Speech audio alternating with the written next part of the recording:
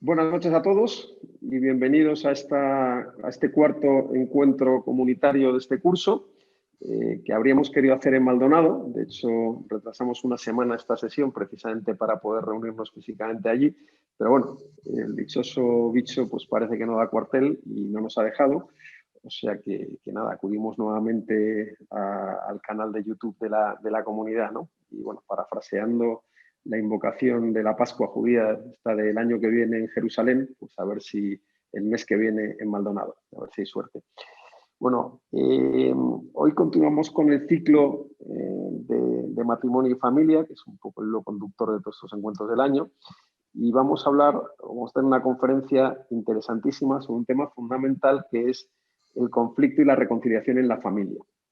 Bueno, es evidente que el matrimonio, pues si una riqueza tiene es la diferencia entre los cónyuges, pero esa diferencia pues puede dar lugar, de hecho da lugar muy frecuentemente a conflictos, es una fuente de conflictos.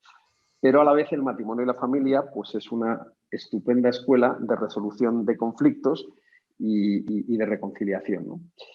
Y para hablarnos de eso, pues tenemos una invitada de lujo, bueno, tan de lujo como todos los invitados de este ciclo, que ya sabéis que son siempre una gente estupenda, que es Virginia Cajigal. Virginia, es un placer tenerte aquí y muchas gracias por atender nuestra invitación. Muchas gracias, Vicente, y muchas gracias a toda la comunidad por haberme invitado. Bueno, pues Virginia es probablemente una de las personas que puedo hablar con más autoridad de esto del conflicto de reconciliación en la familia, ¿no? Virginia es doctora en psicología, directora de la Unidad Clínica de Psicología de la Universidad Pontificia de Comillas, la UNIMSI, terapeuta de familia y de parejas en este centro, profesora de psicología en la Facultad de Ciencias Humanas y Sociales de la Universidad de Comillas, profesora también del máster en Psicología General Sanitaria y del máster en Terapia Familiar de esta universidad y también de diversos másteres en distintas universidades españolas, Deusto, Sevilla, País Vasco, Santiago de Compostela. Entre sus principales líneas de investigación y de publicación pues, se encuentran la relación entre familia y escuela, problemas emocionales y de conducta en niños y adolescentes, terapia de familia y de pareja, psicología del perdón. Es miembro del área de familia de la Compañía de Jesús, miembro del Grupo María, miembro del Consejo Editorial de la revista Padres y Maestros, ha sido también miembro del Consejo Editorial de la revista Salterre y colabora asiduamente con diversas diócesis, parroquias, colegios y centros de orientación familiar, centros de fe y cultura, escuelas católicas y otras instituciones eclesiales impartiendo cursos o conferencias sobre la familia, ¿no? Y a todos esos méritos, pues une el principal, que está casada y es madre de 4 hijos, con lo cual pues tiene un fantástico laboratorio sobre estos temas en casa, ¿no? A mí me hacía mucha ilusión presentar a Virginia, porque resulta que a Virginia y yo nos conocemos de hace muchísimos años, bueno, no tantos, pero unos cuantos, porque coincidimos en un campo de trabajo, en un sitio maravilloso que se llama un monasterio cisterciense, que se llama Buenafuente del Sistal, que si no conocéis está por ahí en el Alto Tajo y tal, es un lugar absolutamente idílico, ¿no? Y entonces, bueno, pues hicimos ahí un grupo de amigos, estuvimos unos días trabajando allí y bueno, pues luego la vida te va llevando por cada uno por sus caminos y la verdad es que nos perdimos la pista, ¿no? Pero yo guardaba un grato recuerdo de ese grupo y muy en particular de Virginia, ¿no? Entonces, cuando montamos el programa de este curso, este programa de conferencias, y vi que la ponente de esta conferencia era Virginia, pues la verdad es que dije, hombre, casualidad y tal, y comenté pues en una reunión, pues fíjate, yo a Virginia la conocía, esta situación y tal, y claro, bastó que dijera eso para que automáticamente dijeran, pues la presentas tú, cosa que me encantaba hacer, pero le dije a José Luis Sánchez Girón, dije, oye, José Luis, pero que es que Virginia, es que yo creo no se va a acordar de mí, si es que hace esto, pero la torta de años y tal. Dije, bueno, pues habló con José Luis con Virginia y Virginia dijo, hombre, Vicente, claro que me acuerdo y tal. Entonces José Luis me lo dijo, nada, es que me dio un subidón, esto de que se acordara de mí, y dije, bueno, pues ya vamos, nada, la presentó entusiasmado. Y nada, pues aquí estoy, ¿no? Y la verdad es que a todos los méritos que os he contado de Virginia, estos méritos académicos y profesionales, pues une otro, una cualidad que a mí me gusta mucho, y esto me vas a perdonar, Virginia, porque esta es una cartita que me tenía guardada dentro de la manga, no te lo había dicho, pero es su talento musical. O sea, Virginia canta como Los Ángeles.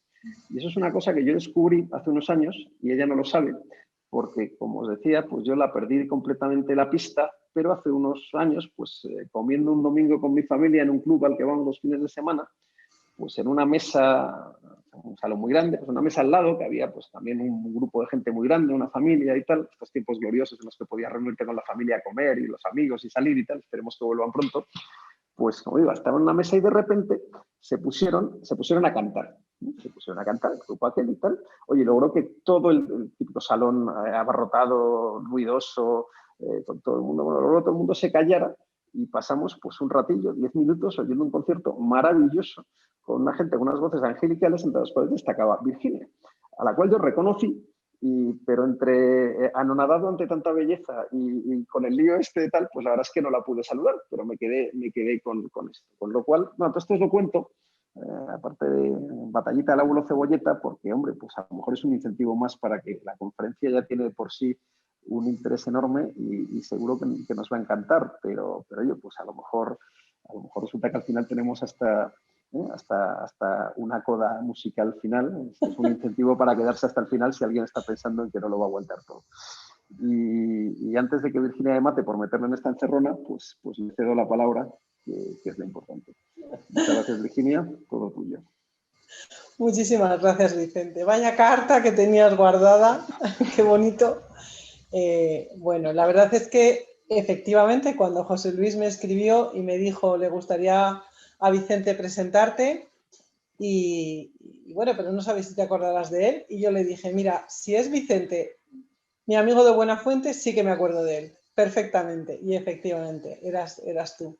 Así que nada, un regalo especial además, el poder compartir este espacio y tu presentación tan cariñosa y bueno, pues el poder estar también entre amigos, ¿no? Yo creo que estáis muchas personas pues al otro lado que en diversos momentos nos hemos encontrado. Pero en fin, este reencuentro con Vicente tras esos años de adolescencia y de campos de trabajo en el monasterio Buenafuente, pues es estupendo. Bueno, pues muchísimas gracias a todos por querer que yo esté aquí hoy con este tema. Es un tema que me gusta especialmente y también es un tema que, según lo preparaba, tenía la certeza de que mucho de lo que vamos a comentar lo conocéis, lo lleváis en el día a día de vuestras familias, son cuestiones que tenéis presentes, probablemente como nos pasa a todos, ¿no? En unos momentos de la vida más, en otros momentos vamos más atropellados y estas cosas se nos olvidan un poco más, pero que seguro que novedad habrá poca cosa, ¿no? También es cierto que a veces cuando uno puede tener este espacio bueno, pues de recibir y de compartir algo un poco más sistemático y reflexivo, pues lo que hace muchas veces es reafirmar, ¿no?, el camino por el que va construyendo la vida de pareja y la vida de familia.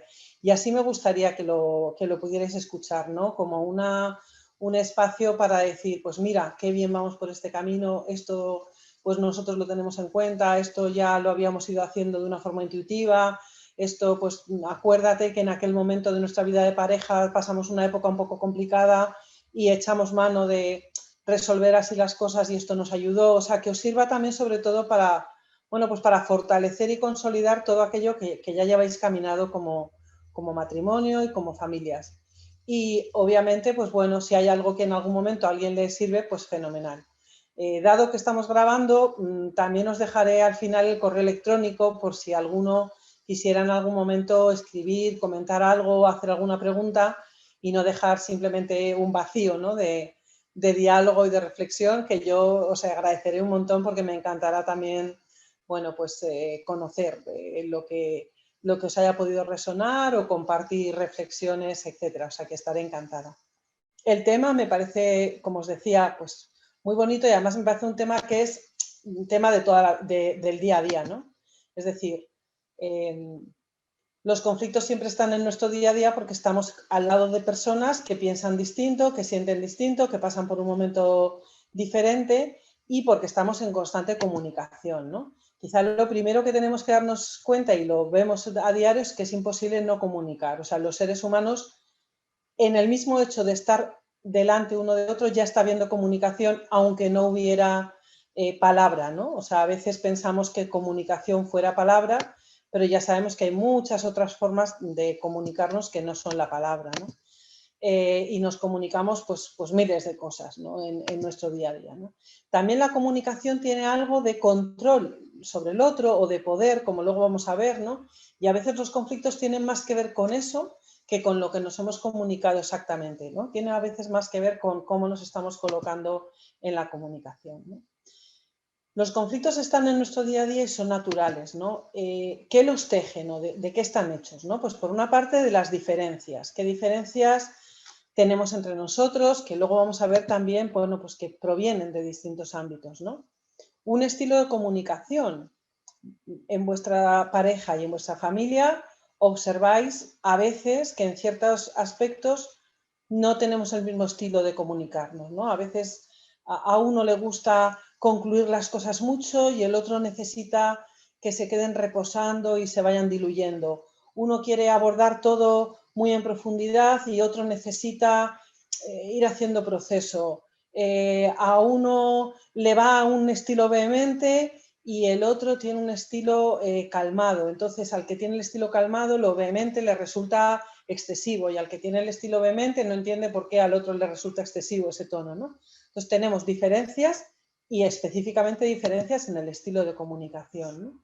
Luego, cada uno traemos un bagaje personal, ¿no? Que vamos también a dedicarle un ratín sobre ello. No me voy a profundizar mucho porque también Pablo Guerrero, a propósito del tema de la sexualidad, bueno, pues también hablaba un poquito del tema del bagaje personal, ¿no? Pero al final es que es algo que nos acompaña, ¿no?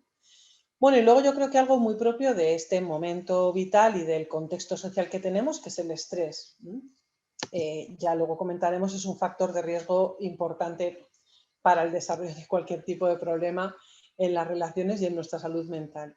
Y el juego de poder, ¿no? Entonces, bueno, pues sobre estos 5 elementos, ¿no? Que van tejiendo el entramado de los conflictos, ¿no? Pues vamos a ir hablando, ¿no? En primer lugar, sobre las diferencias, ¿no? Pues algunos datos en psicología que yo creo que a veces nos ayudan, ¿no? Son datos de investigación. En las parejas, el 80% de las diferencias interpersonales no son modificables. Lo siento comunicaros esto, ¿no? Porque siempre estamos con las ganas de ver si nos ajustamos, ¿no? En nuestras diferencias. Bueno, pues hay un 80% de las diferencias interpersonales en los adultos, que ya somos personas cuya personalidad ha cristalizado y ya ha cuajado de una forma, que no tiene mucha modificabilidad, ¿no? Hay un 20% que sí lo podemos modificar, no es demasiado poco, es un margen bueno para podernos encontrar y compartir y estar a gusto juntos.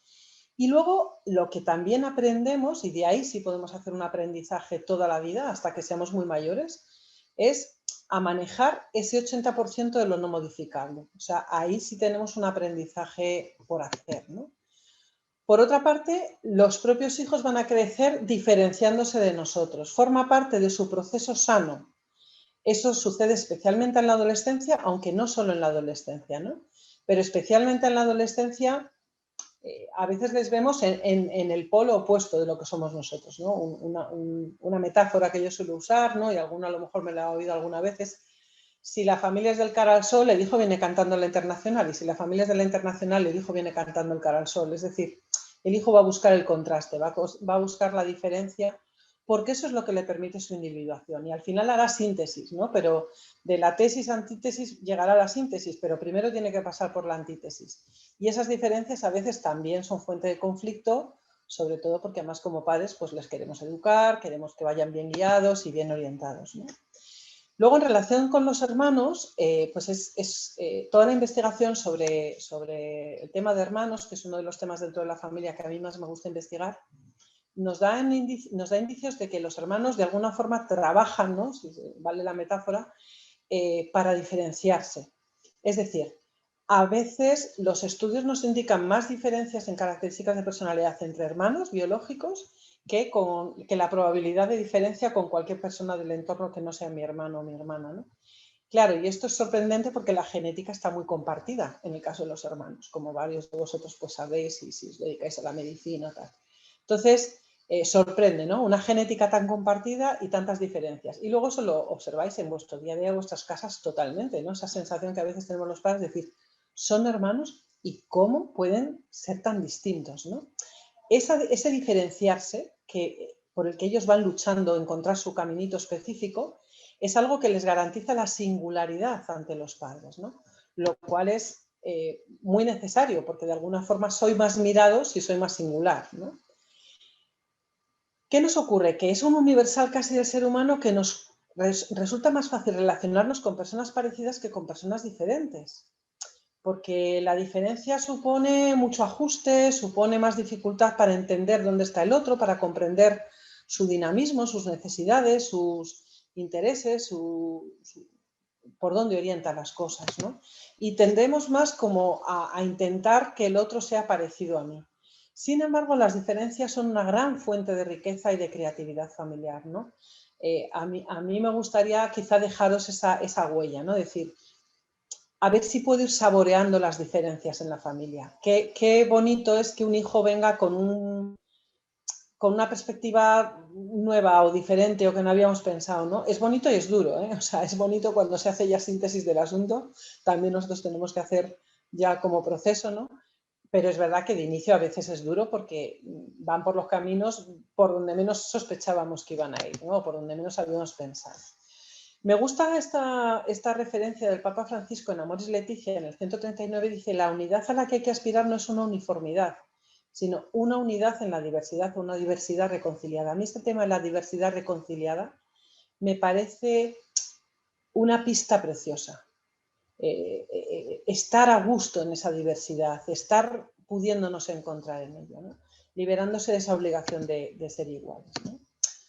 Hemos dicho que otro de los aspectos que teje los conflictos en la familia es el estilo de comunicación, ¿no? Y en el estilo de comunicación lo primero que tenemos que ubicar es que tenemos unos planos o unos niveles distintos, ¿no? Lo que decimos y el cómo lo decimos, ¿no?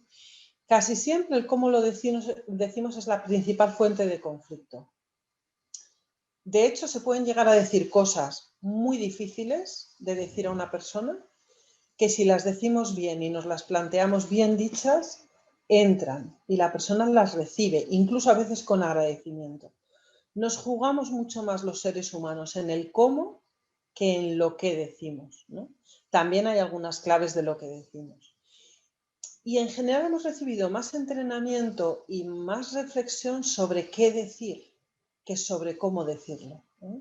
Pero si pensáis simplemente en vuestro ámbito laboral, una mala noticia a alguien, en un ámbito, pues eso, médico, que te tienen que informar de algo y tal, ¿cuánta diferencia hay entre decirlo de forma cuidadosa o decirlo de forma descuidada, o incluso a veces ni decirlo, que uno se siente hasta despreciado por no recibir por la noticia o la información de primera mano de quien debería recibirlo, ¿no?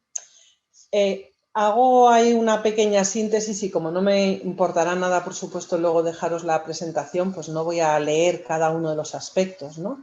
Pero sí quizá ir a alguno especialmente significativo, ¿no? En el cómo decirlo ayuda pues el buen tono, ayuda a hablar desde el sentimiento, ¿no? Los mensajes yo, en lugar de decir me estás haciendo sentir mal, pues me estoy sintiendo mal, ¿no?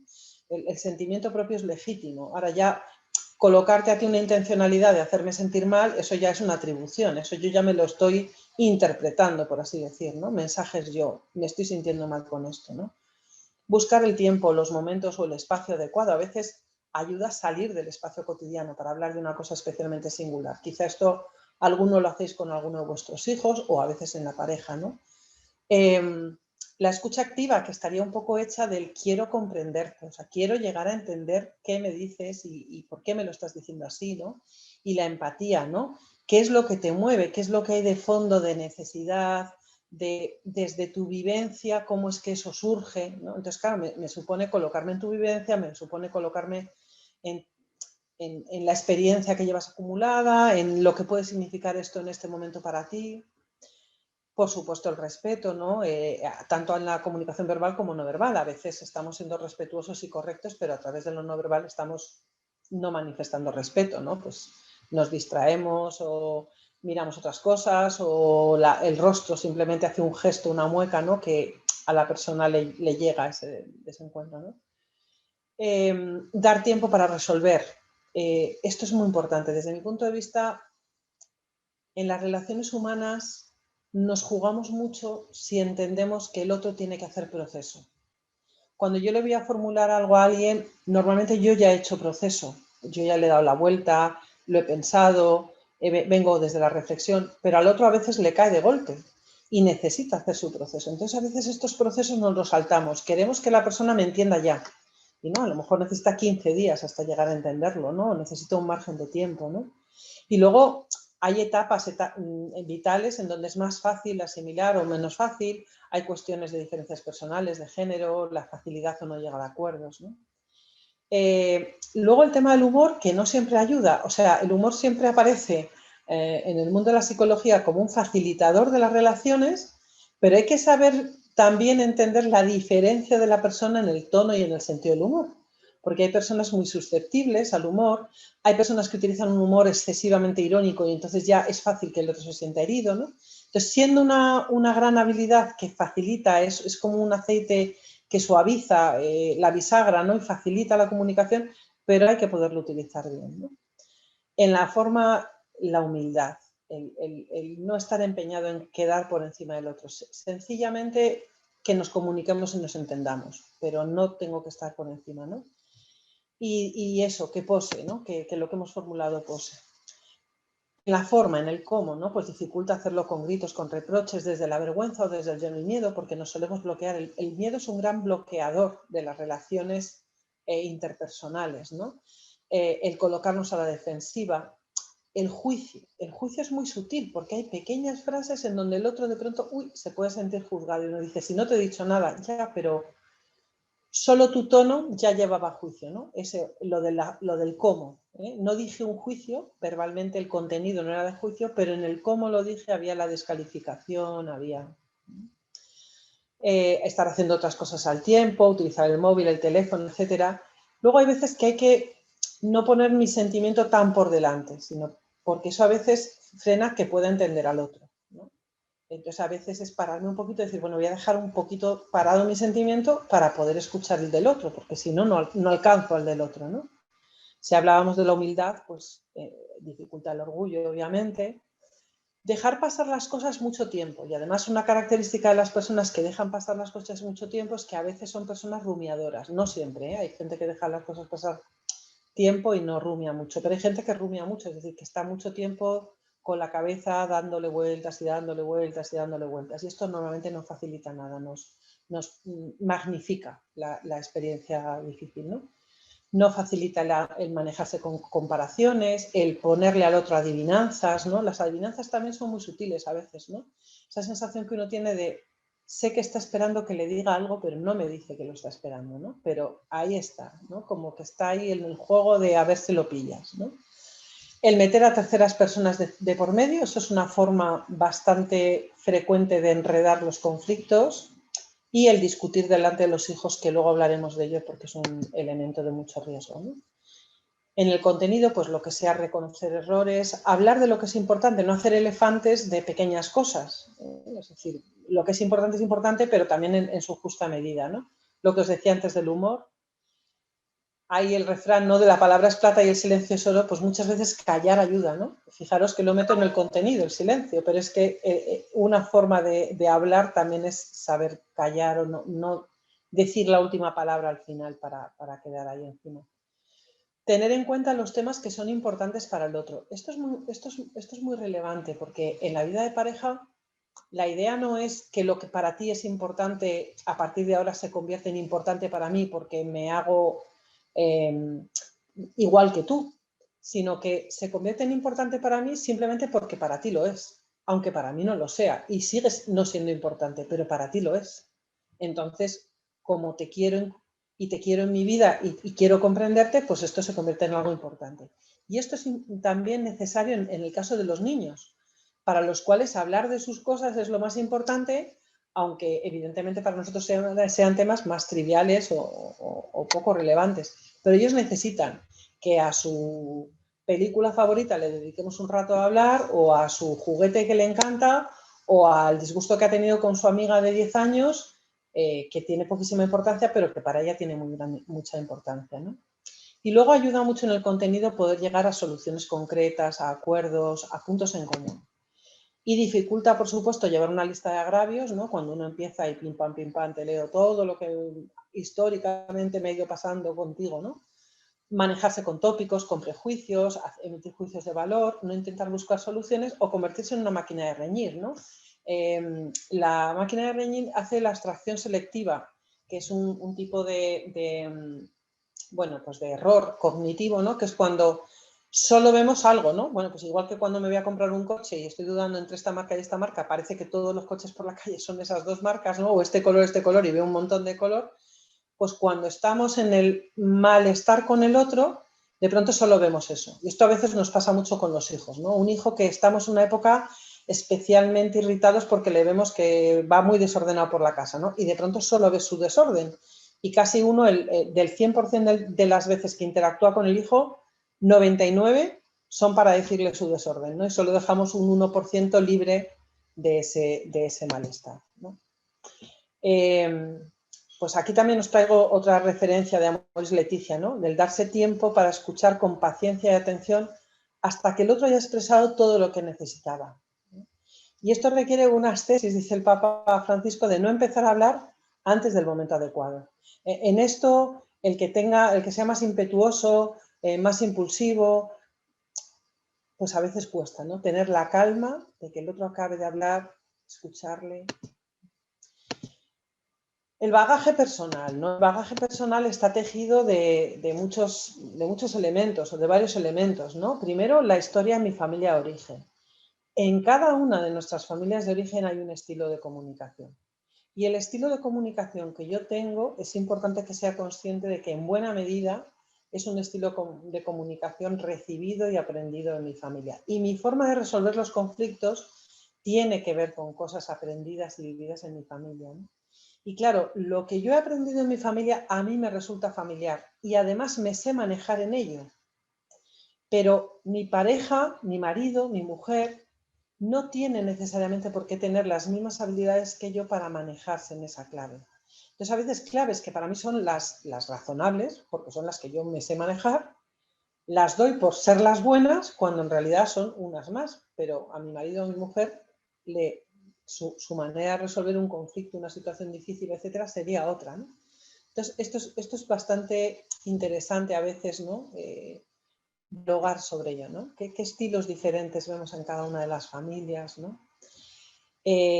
Además, la familia de origen está muy hecha de mensajes y de creencias y de mitos implícitos, ¿no? Otras veces son explícitos, pero muchos de ellos son implícitos, ¿no? ¿Qué es comunicarse bien? Pues eso, cada uno tenemos ahí un imaginario, ¿no? ¿Qué es dialogar con mi pareja? Cada uno tenemos un imaginario. ¿Qué es tratar mal al otro?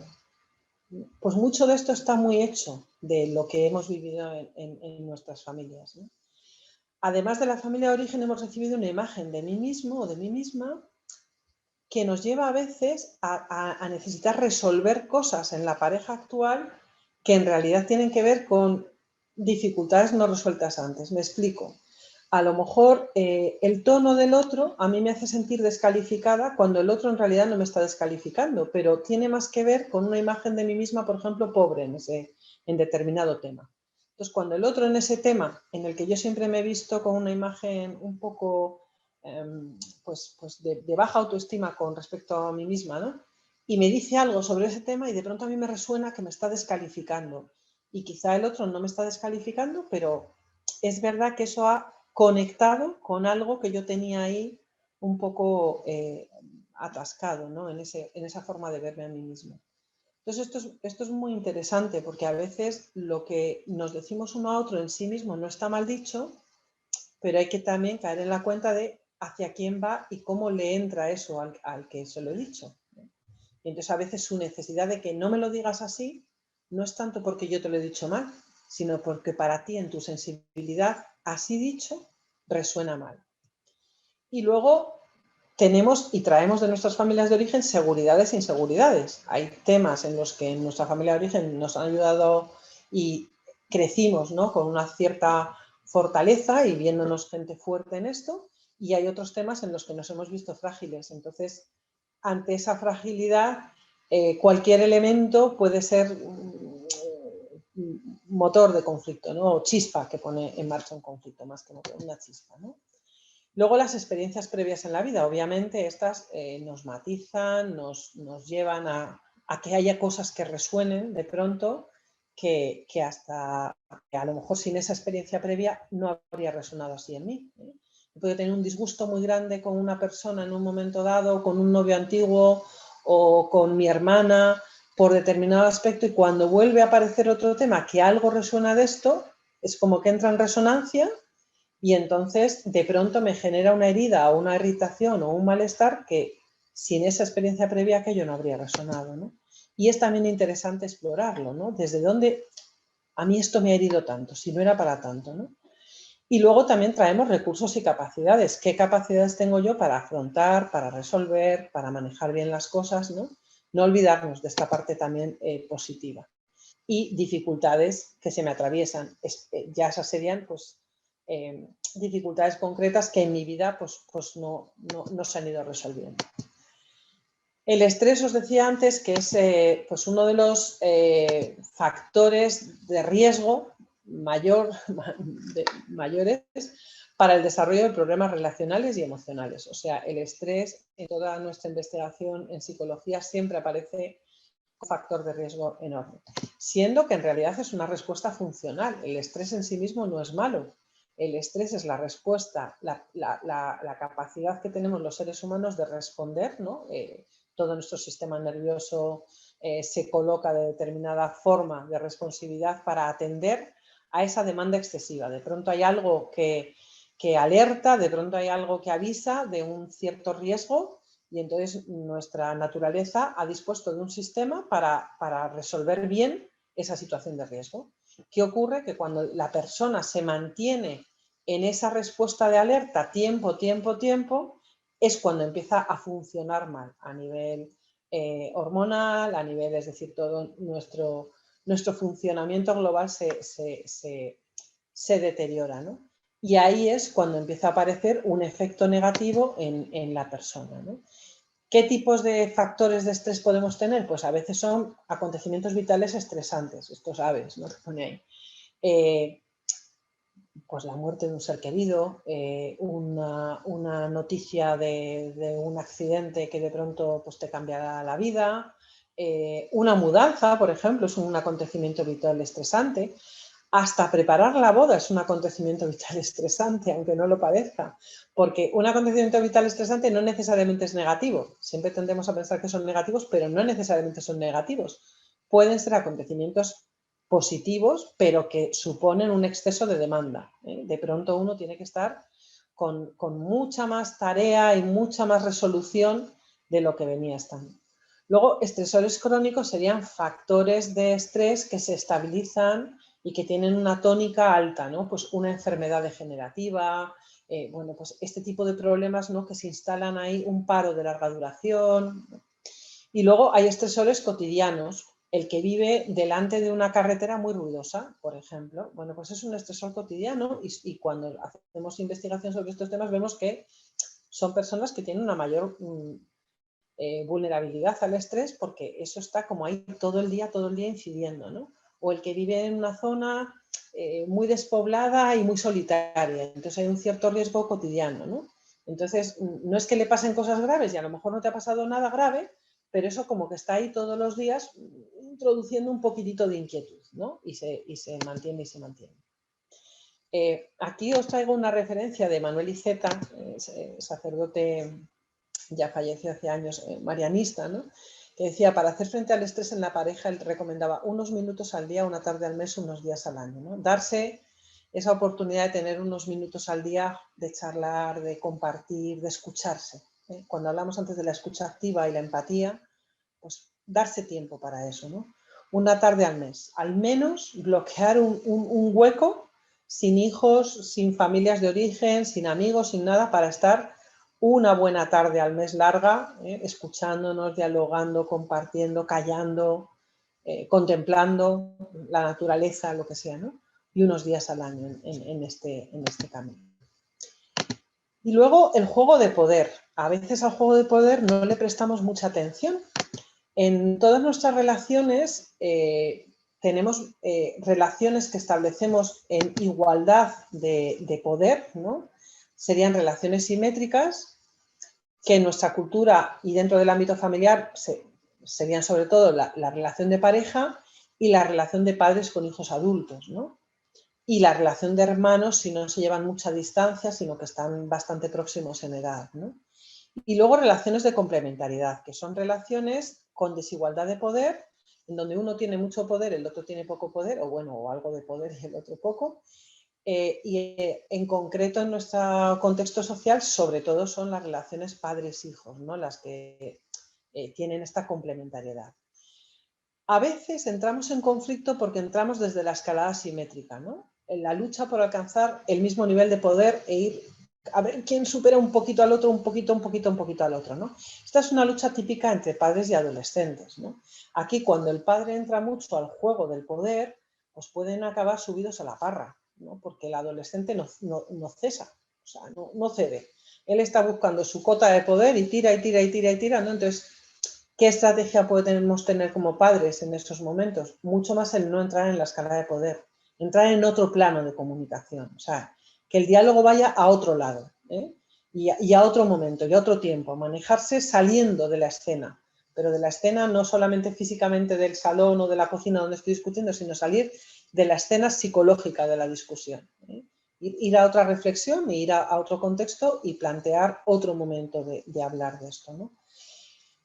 También es problemática, sobre todo si lo que se produce es una escalada de simetría en la pareja, ¿no? A veces tenemos estas pugnas de conflicto, ¿no? Yo he metido 3 lavaplatos, pues te toca a ti meter otros 3, o yo he hecho tal y tú has hecho cual, o claro, yo cedo tanto, pues tú cedes tanto, o vamos tantas veces a casa de tus padres, pues tenemos que ir tantas veces a casa de mis padres, y entramos ahí como en una línea de discusión y conflicto compleja, ¿no?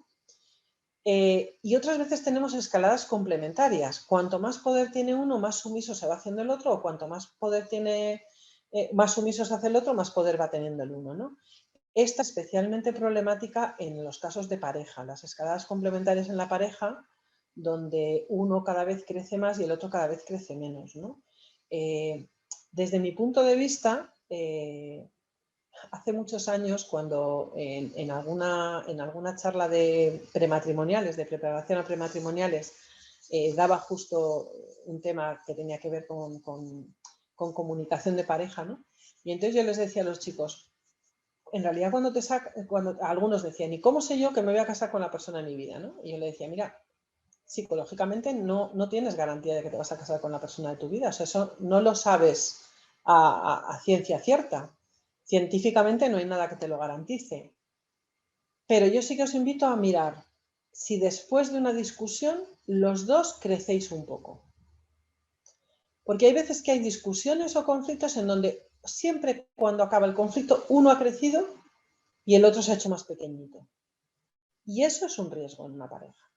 Que siempre sistemáticamente uno sea el que crece y siempre sistemáticamente el otro sea el que se hace más pequeñito, aquí hay un desajuste, un desequilibrio de poder que en cualquier momento a esta pareja le puede pasar una factura o a alguna de las dos personas les puede pasar factura. Y ojo, no siempre pasa factura solo al sumiso, ¿eh? A veces también pasa factura al poderoso. Ante las escaladas simétricas, ¿qué podemos hacer para desbloquearlas? Reconocer al otro. O sea, cuando por ejemplo el adolescente está en esa bronca, en un momento ahora le dices, si tienes razón en este aspecto. Y entonces de pronto esto le descoloca, ¿no? O sea, como que mi padre me acaba de reconocer en plena bronca que en esto tengo razón, ¿no? Es decir, en esto tienes razón, ¿vale? Pero, sin embargo, yo no creo que tenga que ser así, tal, lo que sea. Pero en esto tienes razón. En esto tienes razón, ese reconocimiento le resitúa, ¿no? Lo mismo en la pareja, ¿no? Cuando estamos en esa escalada simétrica de tal, pues si tienes razón, o sea, si es verdad que tú vienes muchas veces a ver a mis padres y te lo agradezco muchísimo, ¿no? Entonces de pronto es sorprendente, ¿no? No acorralar, la tendencia en el escalador es ir a todas, ¿no? Entonces no acorralar al otro, ¿no? Tener disponibilidad para ceder, tener un poco la reflexión, si no es en el momento cuando estamos encendidos, que es difícil que reflexionemos, en algún momento después, ¿no? De poder decir, ¿en qué de este territorio yo puedo ceder? Porque a lo mejor no puedo ceder en todo, o no lo veo claro ceder en todo, pero hay aspectos que seguro que sí que puedo ceder. Y también disponibilidad a negociar. Bueno, pues vamos a replantear. Si llegados a este punto a ti te parece que esto ha estado desequilibrado, cómo replanteamos, ¿no? Y en el caso de las escalas complementarias, ¿qué podemos hacer? Dar lugar al otro, incluir al que está más por debajo, hacer valer su capacidad, su decisión, su opinión, hacerla valer y mostrar expectativas. Sé que puedes, pero no desde la exigencia, sino desde un reconocimiento sano. Yo sé que puedes, yo sé que vales y además te dejo el hueco para que lo expreses. Y luego, normalmente en las escalas complementarias hay mucho malestar, entonces poder aceptar esos sentimientos negativos, o sea, poder recoger y escuchar que el otro se ha sentido muy mal. Como antes os comentaba, y lo poníamos en el cartel, ¿no? Los conflictos en realidad son esperables en todas las relaciones de cercanía. O sea, cualquier relación de cercanía va a tener puntos y momentos de desencuentro. Entonces, el conflicto en sí mismo no es el problema. El problema fundamental es no saber resolverlo, ¿vale? Cuando no sabemos resolver los conflictos, ¿qué solemos hacer? Pues o echamos manos de la agresividad y entonces cargamos contra el otro con agresión, con rabia, con ira, o echamos manos de la evitación, hacer como que no pasa nada, pero entonces aquello se va acumulando, se va guardando, va rezumando y entonces al final cuando nos queremos dar cuenta tenemos una situación complicada. El conflicto en sí mismo no es un problema no saber resolverlo y también es un problema un exceso de conflicto. O sea, cuando vemos a una pareja con exceso de conflicto, con mucha frecuencia de conflicto, algo no está funcionando bien, ¿no? ¿Y qué puede no estar funcionando bien? Pues a veces estamos interpretando mal al otro, se tiende a interpretar mal al otro. Es lo que decíamos antes de la abstracción selectiva. Ya tengo tanta clave de que no me entiende, no me comprende, no me apoya, no tal, que estoy como súper atento a cada vez que suceden estas cosas y cada vez saltamos por cualquier elemento, ¿no? Entonces, solemos interpretar mal lo que el otro dice, ¿no? Una pareja con mucho conflicto suele tener mucha frecuencia de desacuerdos, ¿no? Y cualquier desacuerdo parece muy difícil de resolver, porque además entran cualquiera de esos elementos que hemos dicho antes que no favorecen en la comunicación, ¿no? Pues o la magnificación y entonces hacemos un elefante de cualquier situación, o la abstracción selectiva solamente vemos toda esa parte de conflicto, o gestos, comunicación no verbal que muestra al otro poco respeto o poca atención a lo que nos está expresando, etcétera, etcétera, ¿no? Las parejas en alto conflicto suelen tener una comunicación no verbal poco positiva, ¿no? Esta descalificación de gesto, esa actuación que, aunque no he dicho nada, en el fondo he manifestado o desinterés, o enfado, o molestia, o disgusto. Las reacciones suelen ser muy hacia la defensiva y sobre todo se ignora mucho lo positivo que aporta el otro. Esta es otra de las claves importantes en las que podemos reflexionar, ¿no? Entonces parece que al final está como deteriorada la capacidad de empatía y de escucha, ¿eh? Y luego también no se evita el decir las cosas de forma que pueda molestar al otro. Es como que ya voy a lo bruto, ¿no? Y además cuanto más en conflicto está la pareja, más facilidad tiene para decir las cosas a lo bruto. Entonces, eso que hemos dicho antes, ¿no? Hay cosas que incluso son duras que muy bien dichas, cuidando mucho al otro, pues pueden entrar, pero si encima no cuidamos en cómo lo decimos, pues realmente lo único que hacemos es acrecentar el malestar. Visto todo esto, claro, tenemos algunas estrategias que hemos visto para resolver conflictos que tienen que ver más con lo psicológico, pero también dentro de lo psicológico tenemos esta parte y esta capacidad que tenemos los seres humanos de perdonar, ¿no? El perdón en todos los estudios aparecen indicadores claros de beneficios, de muchos beneficios psicológicos e incluso algunos beneficios físicos, ¿eh? Fijaros, ahí os recojo los más universalmente reconocidos, ¿no? El perdón incrementa la autoestima. Ahora vamos a ver por qué. Es decir, cuando yo perdono, crece mi aprecio por mí misma y eso puede parecer sorprendente, ¿no? Porque dices, en el fondo has cedido al otro, en el fondo tal. Bueno, pues vamos a ver también hay algunas claves para que no tengamos una lectura inadecuada, ¿no? de lo que es el perdón, ¿no?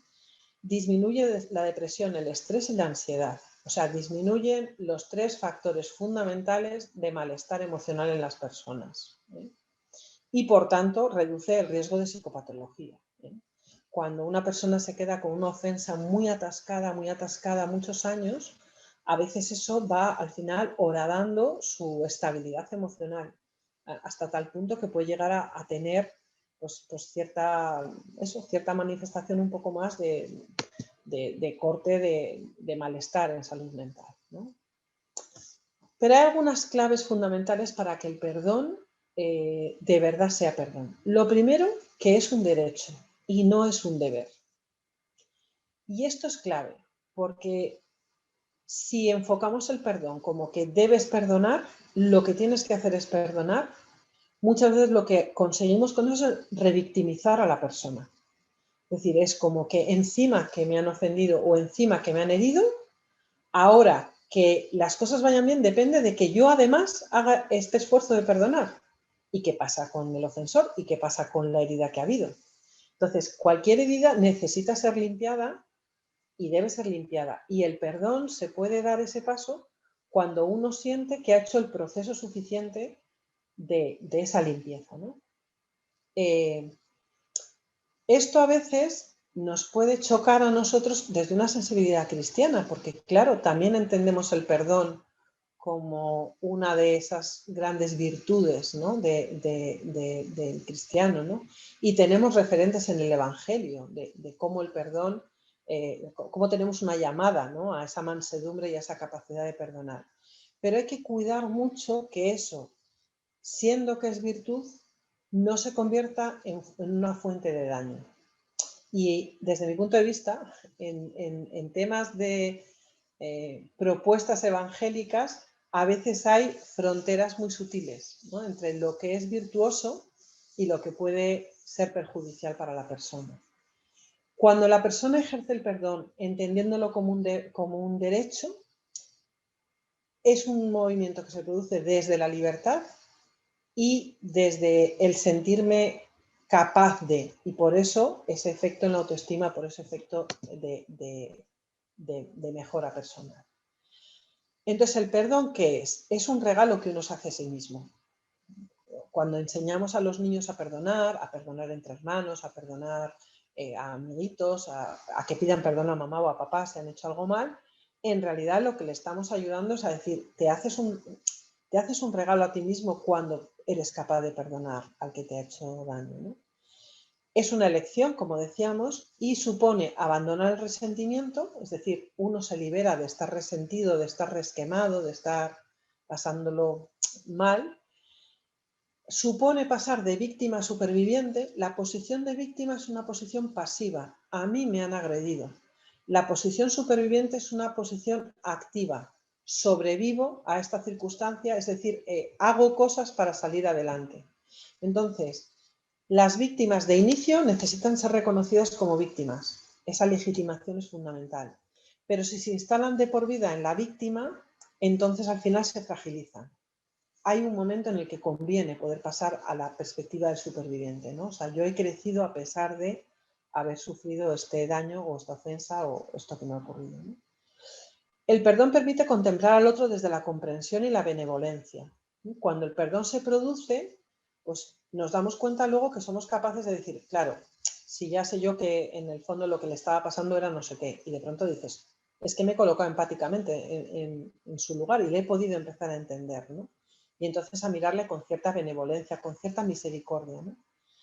A mí hay un tema que me acompaña mucho y me resuena mucho, que es la necesidad que tenemos, creo que en esta etapa, en esta vida que llevamos tan estresada y tan de correprisas, de contemplar a los demás con misericordia, es decir, de aceptar que el otro, gente que nos quiere y que nos quieren mucho, que están alrededor, pero que pues, cometen errores hacia nosotros o en un momento dado no nos tratan todo lo bien que quisiéramos o han sido descuidados y poder mirar con una mirada misericordiosa, es decir, bueno, somos humanos, ¿no? Esto es la condición humana también y eso no deja de ser que me quiere y tal, pero desde la limitación que por otra parte evidentemente yo también tengo, ¿no?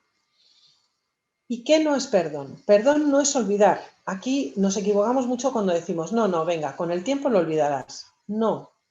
Y de hecho tenemos huellas en la humanidad de cómo hay cosas que no queremos olvidar. O sea, si existe el Museo del Holocausto, es también dejar una huella de no nos olvidemos que el ser humano es capaz de estas atrocidades.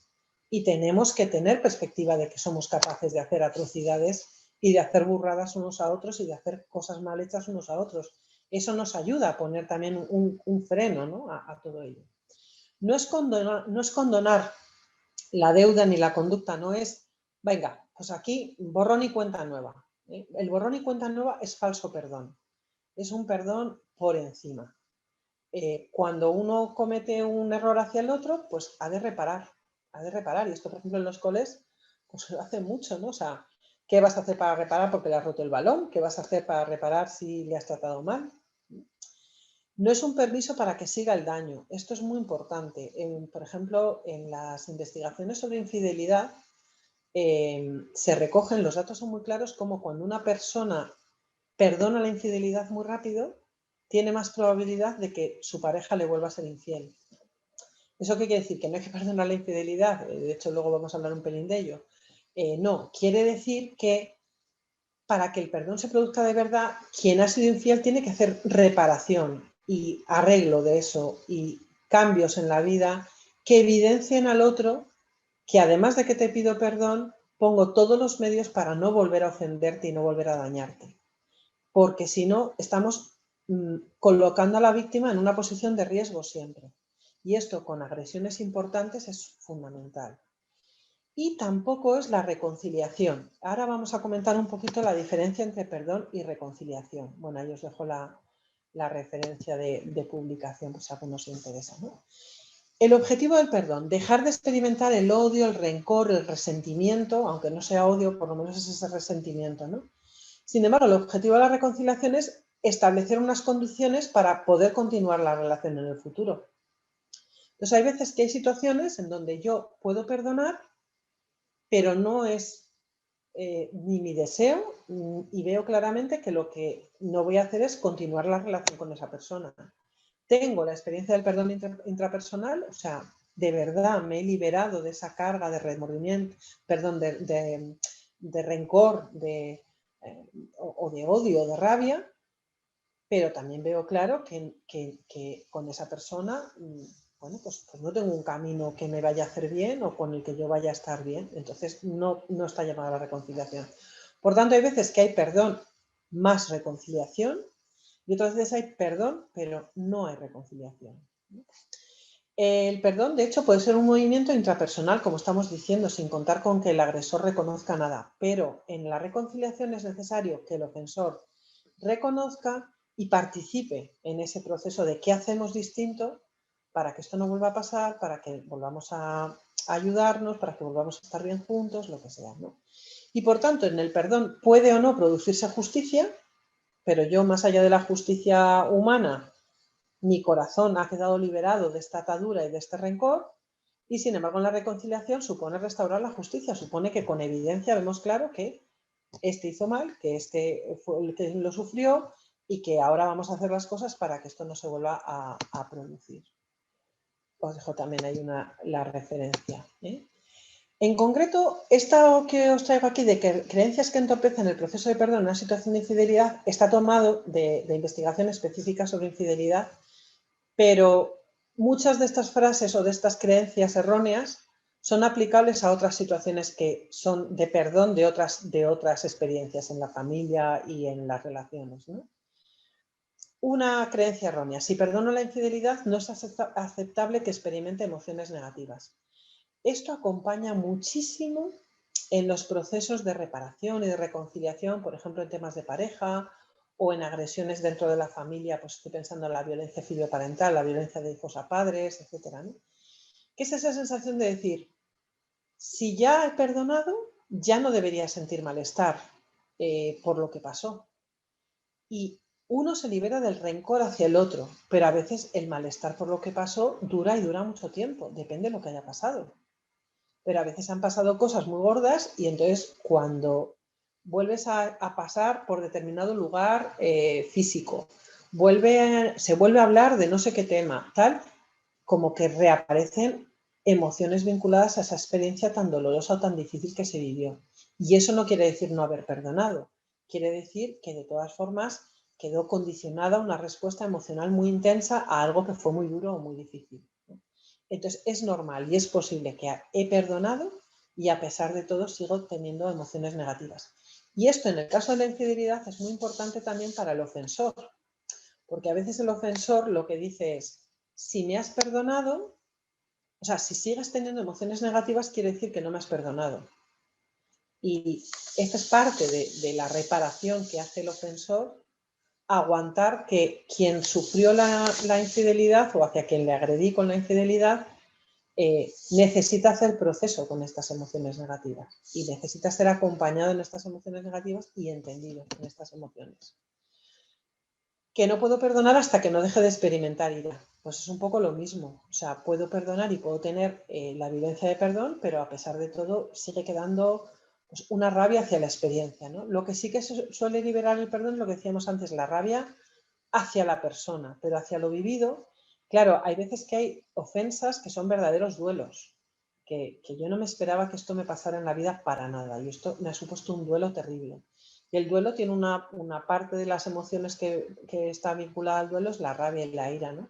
Entonces a veces todavía estoy por elaborar lo que para mí ha supuesto esta pérdida de esta ofensa tan gorda, ¿no? No debería sentir ira hacia mi pareja si me ha pedido perdón sincera y honestamente. Pues un poco lo mismo, ¿no? Me ha pedido perdón, pero yo necesito ir haciendo mi proceso y progresivamente. Para perdonar de verdad hay que olvidar lo sucedido. Ya hemos hablado del olvido, ¿eh? No ayuda el olvidar. De hecho, el olvido lo que promueve al final es como si no hubiera... O sea, puede facilitar la falta de volver a poner límite o volver a poner avisadores, ¿no? A veces tenemos que tener semáforos naranjas en la vida, ¿no? Que dicen, cuidado, cuidado, que viene el rojo, ¿no? Pues el semáforo naranja es súper importante. Y el no olvidar tiene ese efecto de semáforo naranja. Cuidado, cuidado, que si vas por ahí podemos volver a entrar en este otro terreno, ¿no? Si perdono, estoy dejando que mi pareja se salga con la suya tras hacerme algo tan doloroso, ¿no? Bueno, esta es muy típica en muchas situaciones de perdón, no solo en la fidelidad, ¿no? Esa sensación de al que le perdono, en el fondo, le estoy dejando que salga de rositas, ¿no? Diríamos así coloquialmente. Y esto no es así, o sea, el que yo te perdone, en el fondo, me coloca a mí en una posición más de igual a ti y no tanto de tú sales vencedor, por así decir, ¿no? Y sales como si nada. Pero claro, para que el perdón se produzca de verdad, el que ha sido el ofensor, como decíamos antes, también ha de sostener que quien va a perdonar tiene que hacer proceso y le lleva un tiempo hasta que consigue liberarse pues, del dolor, de la tristeza, de la angustia, de lo que sea, ¿no? Si perdono, estoy eximiéndole de asumir su responsabilidad sobre su comportamiento. Es como asumir que lo que ha pasado no tiene importancia, ¿no? Claro, si entendemos bien el perdón y no hacemos un falso perdón, esto no será así, porque el que es perdonado va a hacer todo ese movimiento también si vamos hacia la reconciliación. Claro, si yo perdono interiormente, por ejemplo, me ha sucedido esto, yo ya perdono interiormente, pero con esta persona no vuelvo a tener relación, esto no tendría sentido. De hecho, no sería un problema que yo tendría, ¿no? Pero si yo perdono interiormente con deseo de reconciliar y de seguir compartiendo la vida y seguir juntos, es importante que ese trabajo esté bien hecho, como hemos dicho, ¿no? Y que el ofensor de verdad repare y haya una reparación evidente. Si perdono, me muestro como una persona débil. Esto también es muy importante, ¿no? El perdón, como decíamos antes, es un derecho, es un ejercicio de libertad y es un ejercicio de fortaleza. Vas a perdonar, voy a perdonar cuando esté fuerte para hacer esto y, por tanto, no solamente no soy débil, sino que evidencio mi capacidad interior para resolver. Si perdono, me arriesgo a ser dañado de nuevo. Hemos dicho antes, ¿no?, que hay condiciones en las que si hacemos falso perdón sí que estamos arriesgándonos a ser dañados, pero si se trabaja bien no se arriesga. Perdonar a mi pareja significa tolerar las cosas negativas que me ha hecho, me puede hacer. Si perdono, tengo que seguir con él o con ella. Lo que hemos dicho antes de la diferencia entre perdón y reconciliación. Y no debería perdonar a mi pareja hasta que sienta que se lo merece. Esto sí es importante. Es decir, yo puedo perdonar interiormente y el perdón intrapersonal no necesita que la pareja se lo merezca. Pero si es un perdón encaminado hacia la reconciliación, entonces sí tiene que, de alguna forma, haberme mostrado ese deseo de cambiar. Bueno, ahí también os dejo una referencia sobre. En cuanto a los conflictos en la familia, y ya voy a ir terminando. Los hijos como testigos de los conflictos entre los padres. Bueno, sobre esto yo os haría una llamada ya no de avisador naranja, sino de avisador rojo, rojo, rojo, rojo.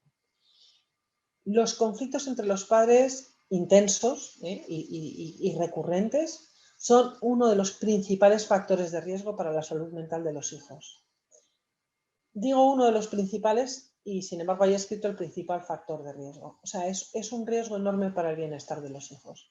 Estemos los padres juntos, nos hayamos separado, nos hayamos divorciado, da igual. El conflicto interparental es un factor de riesgo enorme para los hijos.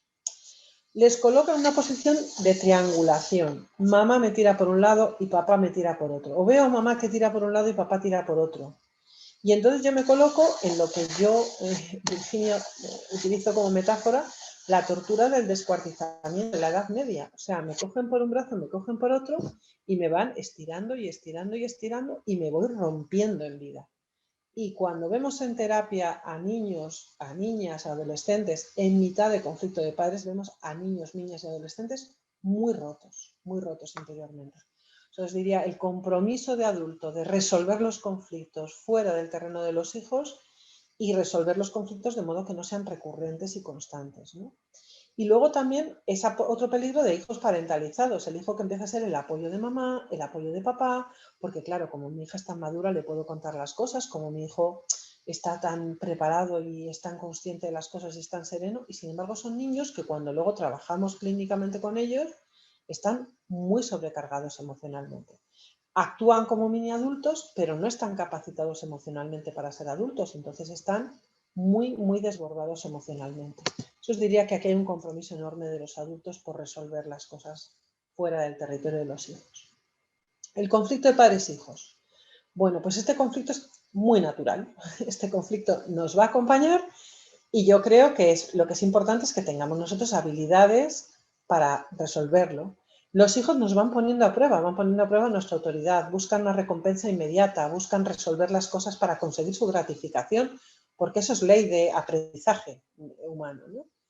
Y además a la vez se van diferenciando de nosotros y van haciendo cosas distintas, ¿no? Entonces, ¿qué necesitan los hijos en estas dos premisas? Por una parte están buscando la recompensa inmediata, pues necesitan que les podamos poner límites, pero poner límites se puede hacer y es mucho más eficaz si lo hacemos con firmeza, sin agresividad. Es decir, mi rostro puede expresar muy bien hasta aquí y ya de aquí no pasas, sin necesidad de que se lo diga gritando, regañándole, amenazándole.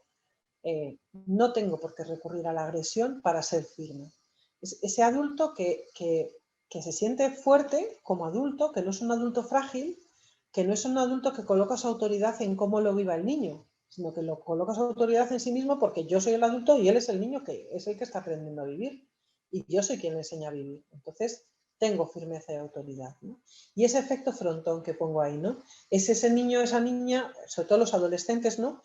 Que traen lo de fuera de casa adentro de casa y lo golpean en el frontón de los padres, y si los padres tienen una firmeza de valores, de creencias, luego ellos a su vez llevan eso hacia afuera. Entonces son niños que, por ejemplo, en el colegio los profesores dicen, ¿cómo se nota que tiene valores en casa, que tiene madurez y tal? Hacemos un debate y es un niño con fundamento, con criterio, con ideas.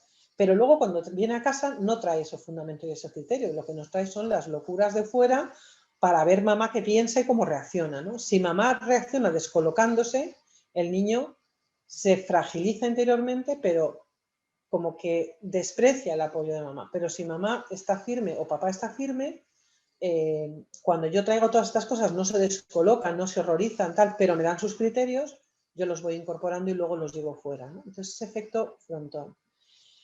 Como decíamos antes, la diferencia es imprescindible para convertirse en una persona autónoma, para no quedar en una dependencia emocional de los padres o no convertir una pseudo-individuación, que parece que son muy autónomos, pero en el fondo no lo son, ¿no? Y entonces lo que es fundamental también es el orden jerárquico, los padres arriba y los hijos abajo. Y conforme va llegando la adolescencia, esto se va moviendo progresivamente, progresivamente los padres podemos ir bajando un poquito y los chicos van subiendo, que además ellos desean subir rapidísimo, pero hay que retenerles un poquito, pero tampoco dejarles abajo. Ya es momento de que vayan tomando decisiones, de contar con su opinión. Así hasta que lleguemos ya al joven adulto, ¿no? Los conflictos entre hermanos son naturales, especialmente en la infancia. Antes os decía, ¿no?, que a mí el tema de hermanos me gusta mucho investigarlo, ¿eh? Entonces, ¿en qué yo os diría que nos tenemos que fijar? Sobre todo cuando son niños pequeños y de mediana edad, no tanto en si tienen conflictos, sino si tienen complicidad. Cuando los hermanos en la infancia tienen complicidad, llegada ya la transición a la adolescencia y llegada a su etapa de diferenciación, esa complicidad queda. Y son relaciones muy ricas de adultos en la relación fraterna, que ya es una relación meramente voluntaria y uno se ve realmente lo que quiere. Pero a veces estamos muy preocupados de los conflictos y no nos fijamos en hermanos que apenas discuten, pero porque no interactúan. Ahí es donde luego se asienta una frialdad de adultos muy empobrecedora para la persona. Entonces ahí sí es más promover la complicidad más que preocuparnos por los conflictos. Y los conflictos con las familias de origen, que es otro tema de conflicto importante en la familia, cuidado con la jerarquía, es decir, con el orden jerárquico, cómo coloco yo a mi pareja en la discusión con la familia de origen. Es muy importante. En nuestro contexto occidental entendemos la pareja, y en nuestro contexto cristiano todavía más, ¿no?, como ese uno. Entonces ese uno también tiene que evidenciarse en esa diferencia que de pronto ha aparecido con la familia de origen, ¿no? O sea, yo estoy contigo, ¿eh? El canto de Ruth, ¿no? Si tú te vas, yo quiero ir contigo, si te quedas, me quedaré. Pues también en relación con la familia de origen, ¿no? Si es un tema grave, conviene que intervenga mejor el que es hijo o hija, porque tiene esas claves de estilo de comunicación que el que es el yerno o la nuera no tiene. Y sin embargo, si son temas no muy graves, también es bueno que el que sea el yerno, la nuera, el suegro, la suegra, puedan resolver, puedan clarificar, porque eso va haciendo que el patrón de comunicación no sea un patrón de evitación, de no hablamos nunca, nada más que sea una cosa muy gorda y entonces solamente lo habla el hijo. No, vamos a resolver y vamos a aprender a tener un código de comunicación común. Los conflictos son productivos si hay cooperación como resultado de ellos, si me deja una concepción positiva del otro y si produce un resultado satisfactorio para todos los participantes, lo que os decía antes, ¿no? Todos crecemos. ¿Y cómo aprenden los hijos de la resolución de conflictos? Si ven que los padres resolvemos bien los conflictos, entonces yo os diría, a veces los hijos son testigos de nuestra discusión, pero luego no son testigos de nuestra reconciliación o de nuestro reencuentro. Hagámosles partícipes de ese reencuentro, porque ahí aprenden mucho. También los hijos aprenden a resolver conflictos si se les da la oportunidad de negociar, ¿eh? Y aquí hay negociaciones en momento evolutivo. Os pongo un pequeñito ejemplo personal, pero me solía funcionar bastante bien. Cuando tenían 3 años, por ejemplo, mis hijos, o 4 años o 5 años, les decía, bueno, te puedes comer 3 cucharadas de acelgas o 5, elige. Entonces era la opción de, tú vas a elegir, pero tienes un margen acotado, ¿no? Y hace poco lo hablaba con mi hijo pequeño, que ahora tiene 12 años, y decía, claro, es que qué lista, me decías así y parecía que yo elegía, pero en el fondo no elegía, ¿no? Bueno, pues es la negociación que con un niño de 3 años tiene sentido con respecto a comer verdura, ¿no? Bueno, pues es adaptarla a su edad, ¿no? Los hermanos aprenden a resolver sus conflictos si no intervenimos mucho los padres. Esto también es otra clave. Y eso lo hilo con lo último. Si les damos pistas para resolver los conflictos. A ver, poneros de acuerdo, a ver si podéis ceder un ratito cada uno, lo habláis y ahora venís y me contáis lo bien que lo habéis resuelto. Eso les ayuda a los niños a aprender a resolver luego conflictos con los compañeros. Toda esta parte del miedo al acoso, al bullying, a tal, son a veces falta de habilidades de ellos de resolver sus conflictos. Digo a veces, no siempre todo, pero a veces sí. Entonces, ¿cómo les damos autonomía? Bueno, termino con esta referencia de Amoris Laetitia, ¿no? Hace falta orar con la propia historia, aceptarse a sí mismo, saber convivir con las propias limitaciones e incluso perdonarse para poder tener esa misma actitud con los demás. Yo creo que el amar al otro como a ti mismo pasa por todo este proceso personal y desde ahí la resolución de los conflictos, el resolver las cosas en la vida de pareja, se nos abre y se nos hace más cercano. Pues muchas gracias a todos. Os dejo también, como os decía, mi correo electrónico, si alguno en algún momento quisiera enviar algo. Me hubiera encantado haberos visto personalmente, haber compartido este espacio juntos. Vicente, me hubiera gustado mucho pues eso, que hubiéramos podido tener el encuentro presencial, pero si Dios quiere, pues habrá otros momentos, ojalá para todos. Y muchas gracias a todos por vuestra atención y por estar ahí al otro lado de la cámara. Pues muchísimas gracias a ti, Virginia. Vamos, veo que no exageraba lo más mínimo al decir que pocas personas podrían hablar de este tema con tanta autoridad y también como tú, ¿no? A mí la verdad es que la conferencia pues me ha parecido tan buena que no he echado de menos ni que cantaras al final. O sea, que no, te perdono la canción final. Decías al principio que no ibas a contar nada que no supiéramos y no estoy muy de acuerdo. Yo la verdad es que he aprendido muchas cosas. Sobre todo este final del perdón, la reconciliación me ha parecido extraordinario. Y de las cosas que es verdad que puedan resultar más sabidas, pues me parecía también enormemente enriquecedor, pues no sé, por ejemplo, las pautas que has dado de lo que ayuda o dificulta en la comunicación, tanto en la forma como en el fondo. Esta recomendación maravillosa para hacer frente al estrés en la pareja de, como era, unos minutos al día, una tarde al mes, unos días al año, me ha parecido buenísima. Pero quizás si me tuviera que quedar con un mensaje de tu charla, pues me quedaría con este, que el conflicto en sí mismo no es un problema, sino que el problema es no saber resolverlo, ¿no? Y eso me lleva a una reflexión que es que, bueno, muchas veces el problema no es tener conflictos, es no tenerlos. Es decir, estas parejas que bueno, pues existen, ¿no? Esta gente, estos matrimonios aparentemente súper bien avenidos, se llevan estupendo, no discuten jamás. A mí no discuten jamás. Es una cosa que es un poquitín de asustar, ¿no? Porque luego te encuentras, claro, de repente llevan 27 años de casados y ya pues un nido vacío, se van todos y de repente se separan y dices, ¿pero qué ha pasado? Bueno, pues ha pasado, claro, no han discutido nunca. Bueno, claro, no han discutido nunca, llevan unas vidas absolutamente paralelas.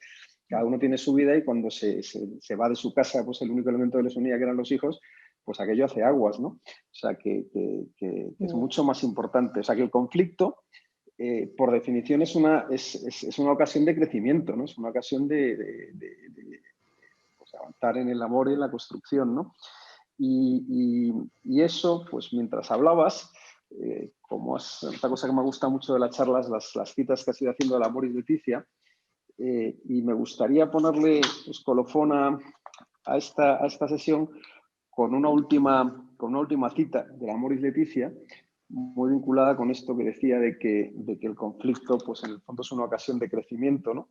Y es bueno, en el fondo, tener conflicto, como tú decías, sin que el conflicto se convierta en algo crónico y tremendo, ¿no? Pero dice el Papa Francisco en la Moris Leticia, la historia de una familia está surcada por crisis de todo tipo, que también son parte de su dramática belleza.